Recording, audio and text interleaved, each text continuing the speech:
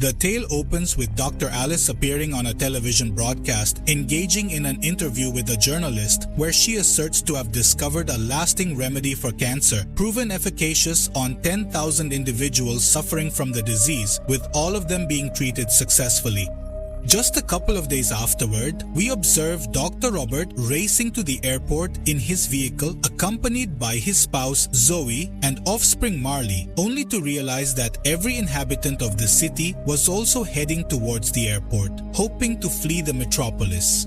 The reason being, the cancer medicine injected into the 10,000 patients initially cured them, but then it started having adverse effects, transforming all of them into vampire mutants extremely sensitive to sunlight, hence they began to be known as dark seekers who would hunt humans at night.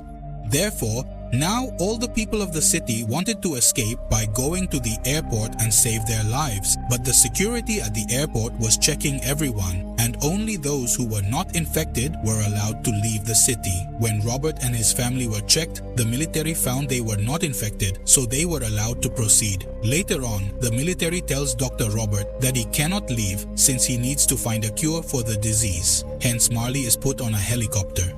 However, as their aircraft lifts off, malevolent dark seekers strike a different chopper nearby. The ensuing chaos makes the assaulted helicopter spiral out of control and collide with the one transporting Juhi and Marley, leading to their tragic demise. This event profoundly devastates Robert, plunging him into deep grief. The narrative then advances 3 years, revealing that everyone in the world afflicted by the virus has turned into dark seekers.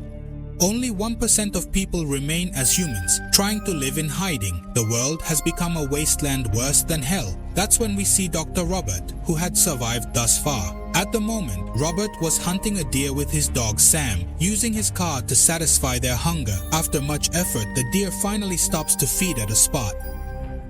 He is about to shoot when suddenly a lioness attacks the deer. Just then the lioness's family arrives. It's at this time that Robert's watch alarm starts ringing. Robert notices the sun is about to set and darkness will soon fall, which means that all the dark seekers will come out to hunt. So he returns home with his dog Sam, where they have their dinner and lock all the windows and doors properly before nightfall, turning off all the lights in the house to prevent dark seekers from noticing anyone's presence. But no one is there. Afterwards, Robert goes to sleep in the bathtub with his dog.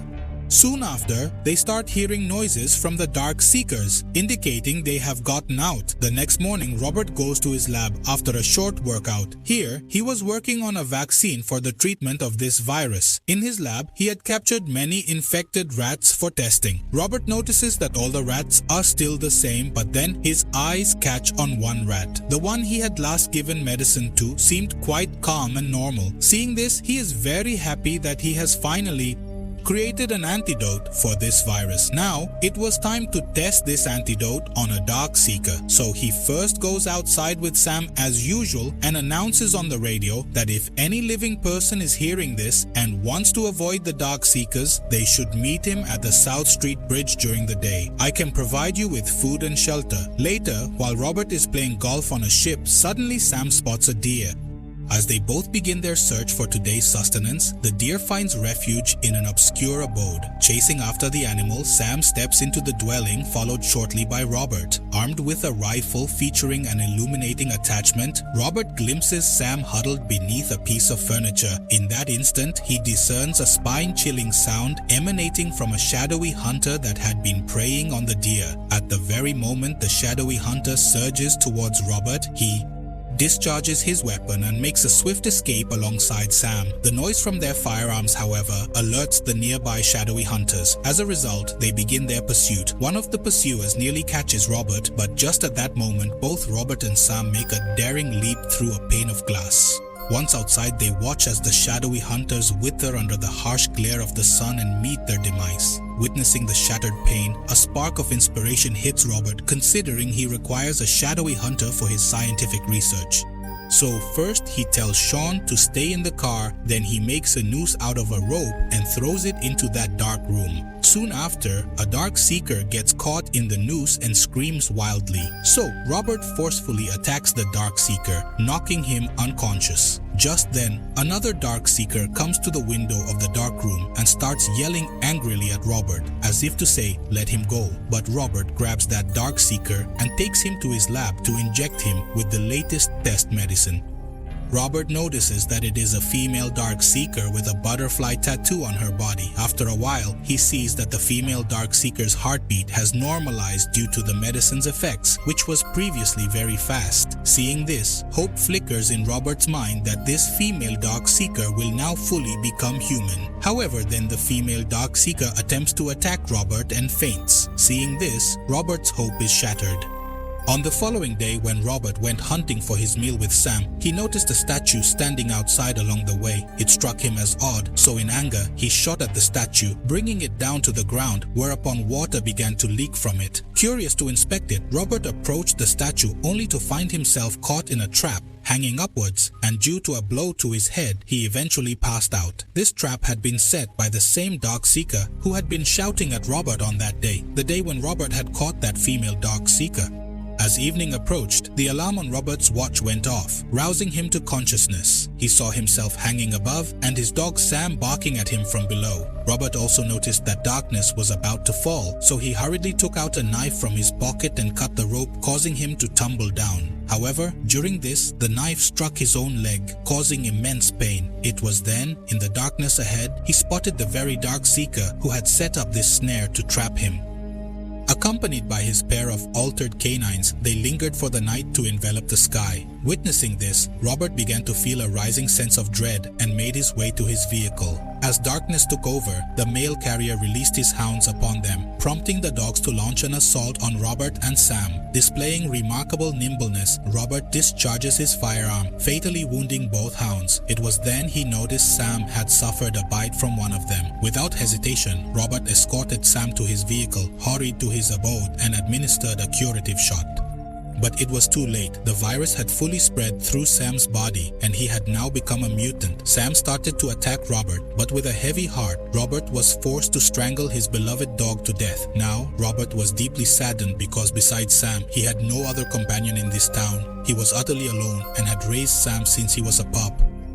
He was now completely alone. At night, in a vow to avenge his beloved dog's death, Robert took his car out into the night. Every person who approached his vehicle was forcefully pushed aside by his outbursts of rage. Nevertheless, after his car meets with an accident, he suffers severe injuries and is confined within the car. At that moment, the person who had set the dogs on them is on the verge of attacking Robert when abruptly a glaring light descends, making the assailants scatter and Robert is rescued. A young woman approaches Robert and inquires about his residence. Despite his struggles, Robert manages to convey the address of his house. Upon awakening in the morning, he hears some noises in his home's kitchen, and upon going there, he sees a girl and her child who tell him that they had heard his announcement on the radio. So they waited for him all day at the bridge yesterday, but he never came. However, at night, they found him trapped among the Dark Seekers, and according to the address he provided, they brought him home. The lady introduces herself as Anna and tells him that they are the only two survivors. The rest of their companions have been eaten by the Dark Seekers. She shares that they were planning to go to Vermont.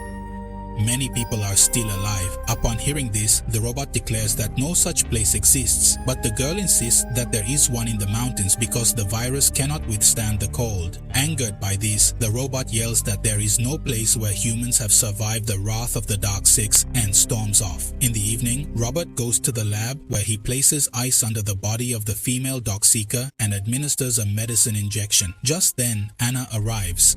Seeing this, Anna asks Robert if this would cure her. Robert suggests that perhaps the ice could normalize her body temperature, thereby enhancing the effect of the medicine. As night falls, Robert locks all the windows and doors of his house. But then, he starts hearing many Dark Seekers around. He asks Anna at what time she had brought him home. She replies that it was about to be morning, upon which Robert realizes that they have been found.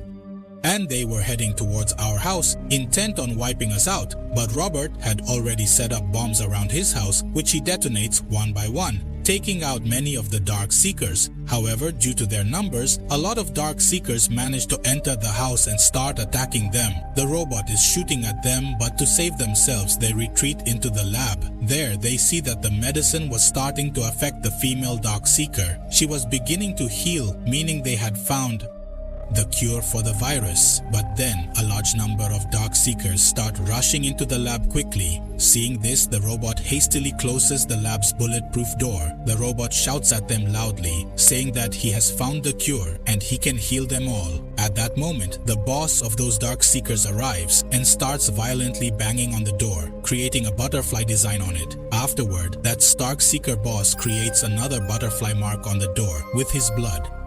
No, Robert recalls a similar butterfly tattoo on the body of that female Dark Seeker. He realizes that this woman is actually the partner of the boss of all those Dark Seekers who have come here to take her. So, now Robert takes the female Dark Seeker outside to meet the boss Dark Seeker, which causes the rest of the Dark Seekers to try and attack him, but their boss shouts and stops them. Then Robert pulls out a syringe and draws a little blood from the female Dark Seeker.